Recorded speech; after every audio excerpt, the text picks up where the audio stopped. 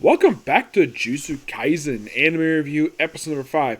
Sorry it took a while to get back this one. It took like about a few weeks, maybe, between reviews. Yeah, I think it was just a few weeks between this one and like the previous episode. Yes.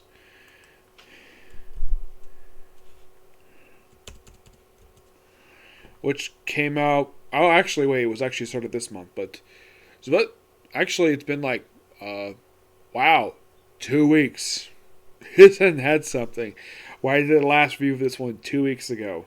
Okay, this one actually I'm discussing the most episodes I've covered so far for these anime reviews.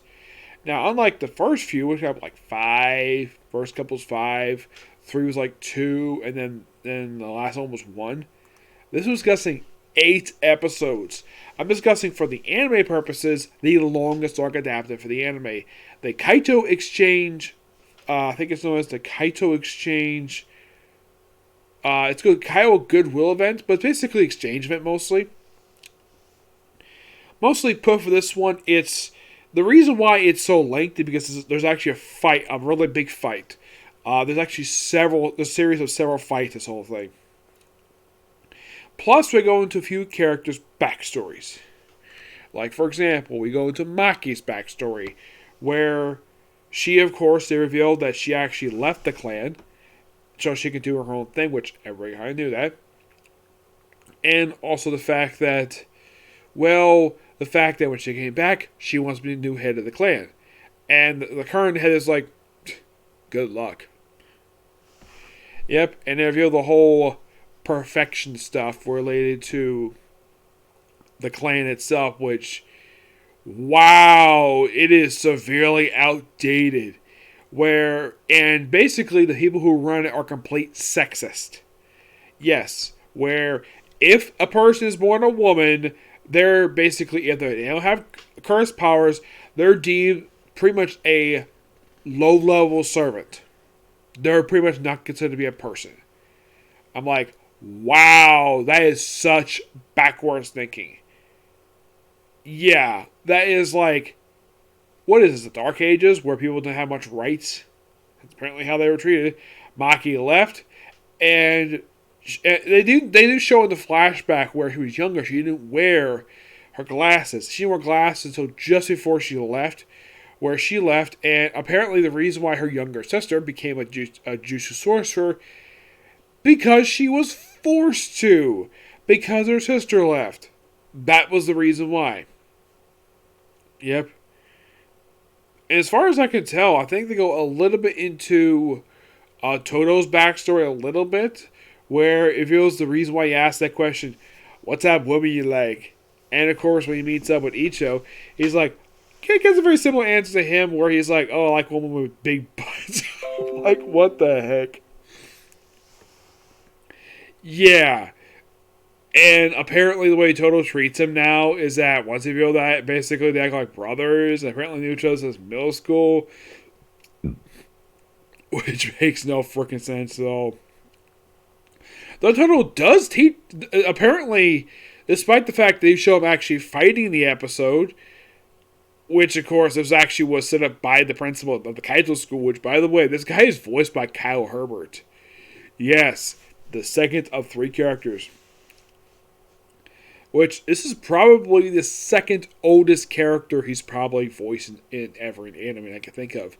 Because I've talked to Kyle about this, because on his Twitch channel, he kind of agrees with my sentiment that Sullivan from Welcome Demon School Ermacon probably is his oldest character he's voiced.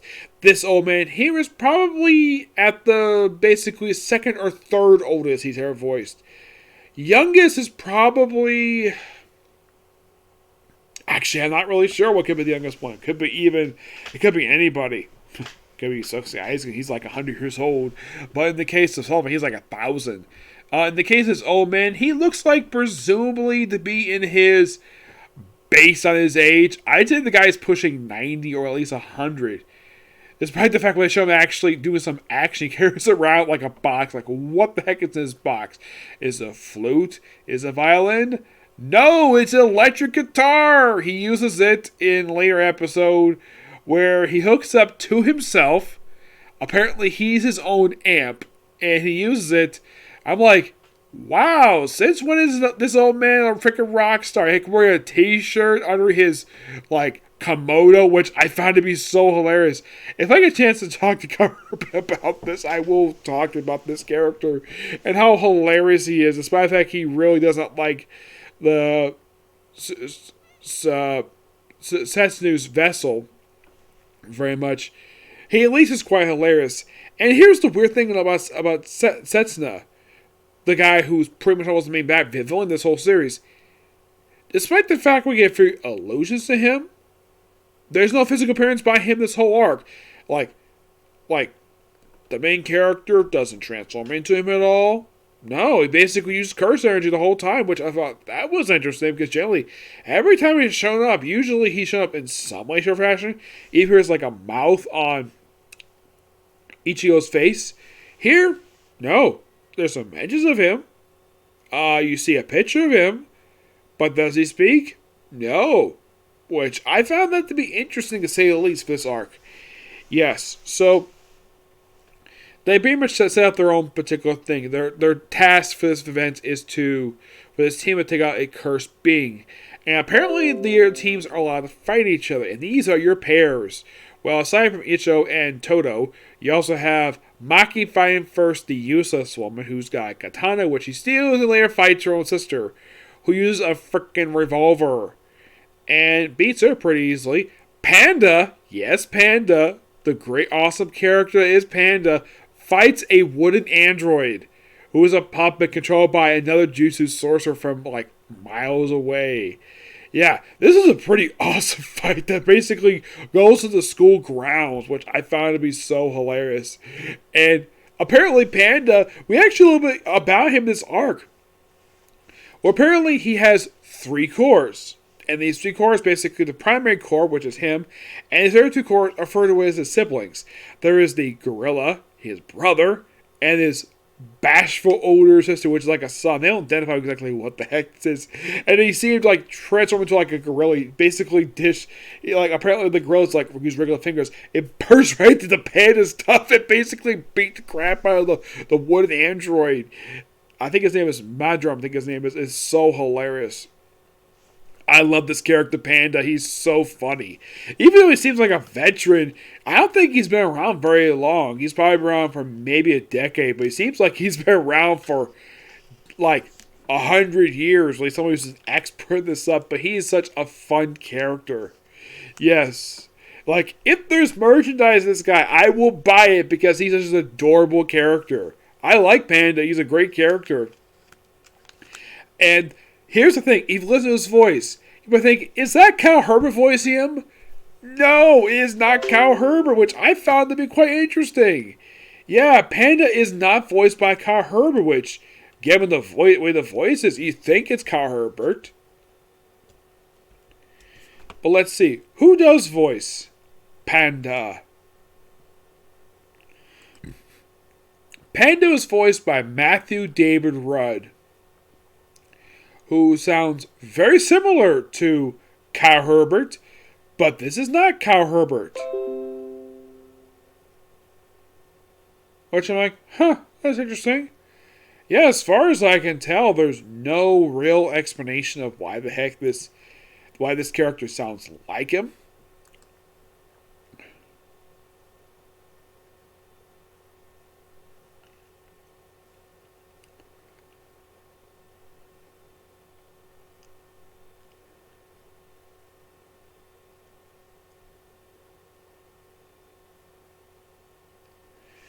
Yeah.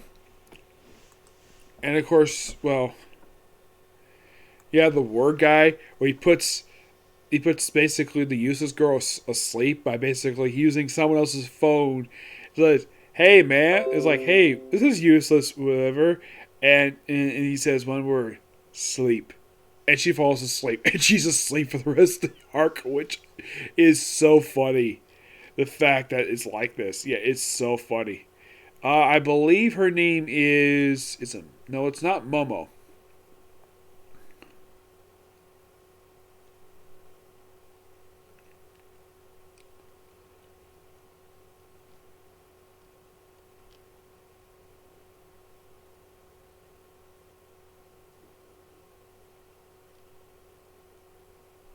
Miwa.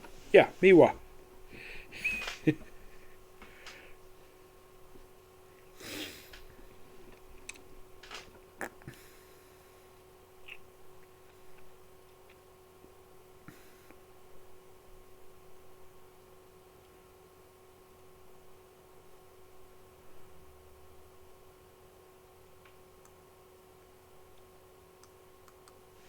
Yeah. There's also another character, his name is Muta, who basically has a puppet. Yeah, a puppet. Yep. Yeah, and of course, after they all began fighting each other, something basically got eliminated pretty easy, like two of them. And then all of a sudden, probably by far, then we have also Megamine, the male Megamine. Yes, a guy with a woman's name fights another guy from another clan. They fight for quite a while. Pretty interesting battle. Takes up most of the episode. And then, probably by far, the weirdest things happen this whole arc. A giant tree pops up and starts to attack them. And it turns out it belongs to a cursed spirit. Yes, a cursed spirit keeps his arm like in a sling, which turns out it's actually like a black arm.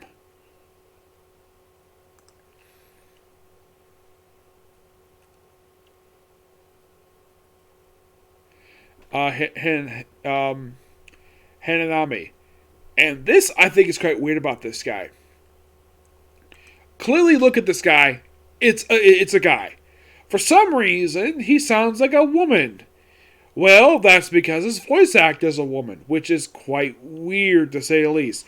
He clearly looks like a fully grown man with a weird looking face and has a voice of a woman. Yeah, it's voiced by a woman named Marie Westbrook. Marie Westbrook. I think she does a pretty good job, basically voicing him. Oh yeah, definitely. Mm-hmm. Mahito does briefly appear in this arc. He's basically a minor character in this arc. He's basically there just basically because the whole thing with the other characters being there is just a distraction, while he steals a bunch of cursed objects. And one of Susuno's fingers.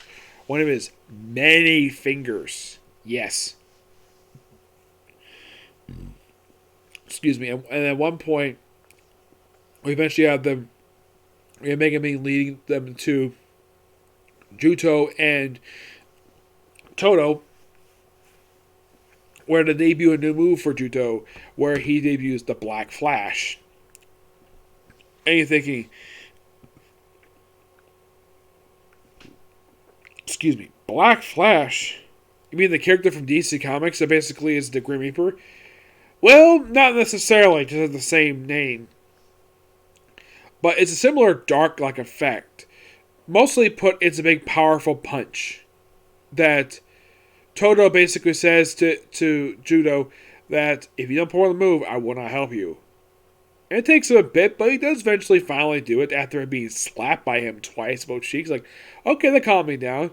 And by the way, he does ask beforehand, do you know a guy who is basically a patchwork curse spirit? And him is like, what if I do? And of course he does, because he basically works with him. And they have these two have a 2-on-1 handicap match where they also swap places. They're like clapping, and they swap places. It's called the boogie. According to Tony, it calls it the boogie woogie. I'm like, what the heck, the boogie woogie? What a hilarious name for a really interesting move. He calls it his technique. Yes. And they proceed to beat the crap out of this creature for quite a while. By the way, before this whole fight started, a veil goes over this whole area. And for some reason, Gato is kept out. Yes, because he's the most powerful of all the Jujutsu sorcerers. And he eventually frees the veil by basically taking off his blindfold. Yeah, this is the first time in the series he actually takes off the blindfold. He has nice looking eyes. I think there's probably a reason why he wears a blindfold. Now I keep thinking a lot of the time, you can tell he clearly can see where he's going. Yeah, Because if you do this, like, can you see where you're going? Bop. How can he see where he's going? My guess is it's probably one of those special blindfolds. Later on in the final episode, he gets a pair of sunglasses, which, okay. So apparently he has very powerful eyes. Like, okay. Yeah, both him and his former student, who happens to be the principal of the school, wear sunglasses. Could be for the same reason. Very powerful eyes. That could be possibly the reason for it. Yes. And of course, Ichigo's like, Gato. And then, of course, the creature gets a limp, but not before Gato does his special technique, where he proceeds to create this humongous explosion that causes a lot of damage to the ground, causes a freaking earthquake to happen. Like, this is pretty much the equivalent of a mini nuke, what he just caused this episode. Luckily enough, nobody was injured. Well, none of the students anyway. Well, there was a couple students that were injured. Surprisingly, there was no deaths. And they reported this later on in episode 20. Like, oh, there was no deaths. Like, okay, interesting. And then the final episode, which is mostly an epilogue, this thing, they agreed to keep some of the stuff, the related stuff, a secret from the students. That's what basically the two principals and two teachers say. By the way, the teacher who's in charge of the class there, despite the scar, the teacher's a very lovely woman. Oh yeah, definitely. I believe her name is Yatahime. Yeah.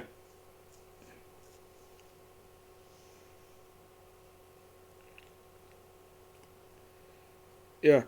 Which found to be a very lovely woman. Look at the anime.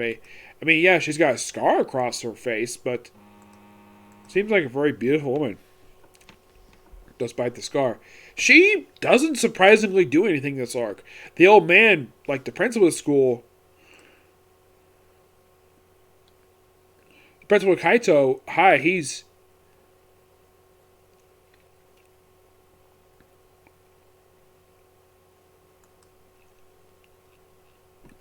Yeah, it's by far one of the most interesting characters I've seen that Karaba's voiced so far.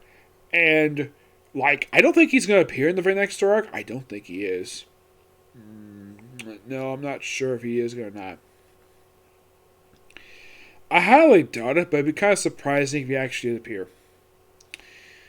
Yeah, mostly put the very next arc is basically about that painting. And it's a quick 3-chapter story arc. That's pretty much what it is. But yeah, this was a damn good story arc. I can't wait for the very next few episodes. Next video is going to be a review of the newest episode of Attack on Titan. And then, hopefully a good time, I'll do the final 3 episodes of this series. And give my final thoughts on the first season as a whole and an announcement. Okay? Next video. Bye.